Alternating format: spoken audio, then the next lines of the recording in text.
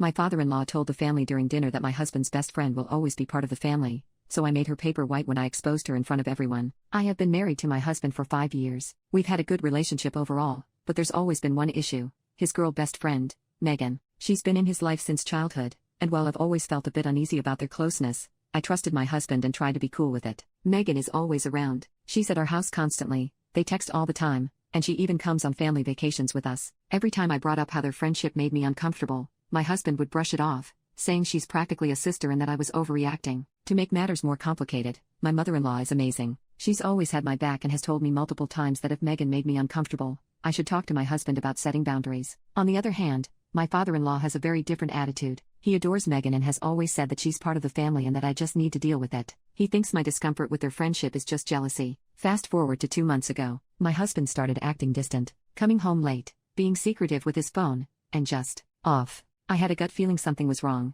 so one night, I went through his phone while he was in the shower. That's when I found out he and Megan had been having an affair for months. I was absolutely crushed. I confronted him, and he admitted everything. He swore it was a mistake, said he loved me, and begged me not to leave him. I didn't know what to do, so I stayed quiet for a bit, trying to process everything. A couple of weeks later, my in-laws hosted a big family barbecue. I was still reeling from the affair, but my husband convinced me to come, saying we needed to keep up appearances while we worked things out. I went, but I was a wreck inside, especially knowing Megan would be there. Sure enough, Megan showed up like nothing had happened, acting all friendly with everyone, including me. I was boiling inside, but I kept it together. Then, during dinner, my father-in-law made some offhand comments about how Megan would always be part of the family and that I needed to get over my insecurities. He said this in front of everyone. That was my breaking point. I stood up, looked straight at him, and said, "You know what? I would get over it if she wasn't sleeping with my husband." The entire table went silent. Megan's face turned white, and my husband tried to calm me down, but I wasn't having it. I told everyone exactly what had been going on: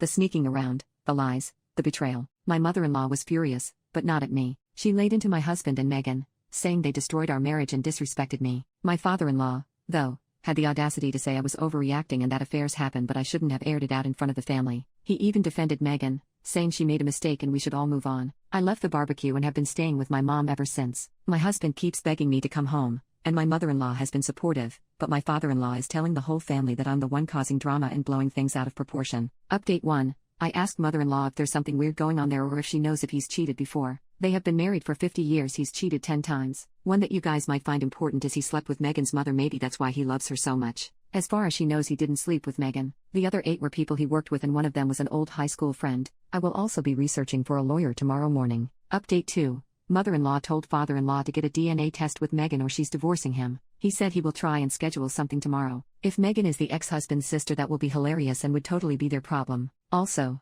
mother-in-law is getting a divorce no matter what, but he doesn't know that yet. She just decided an hour ago. Yes, I will be helping her with a place to stay and she wants to get into real estate with me, so I'll be trying to pull some strings and help her out in every way I possibly can. It's an unfortunate situation for both of us, but I'm glad we are going through this together so we can have each other's support. When the DNA test results come back, if it for sure happens, she will be cutting off my ex-husband and father-in-law. I also wanted to say that father-in-law was sleeping with Megan's mother for maybe a month or 2. That's why mother-in-law thinks the timelines add up. And yes, father-in-law knew about the affair. That really boils my blood. He isn't even a decent enough human to tell me about it. If it was me or mother-in-law cheating, both father-in-law and ex-husband would be pissed.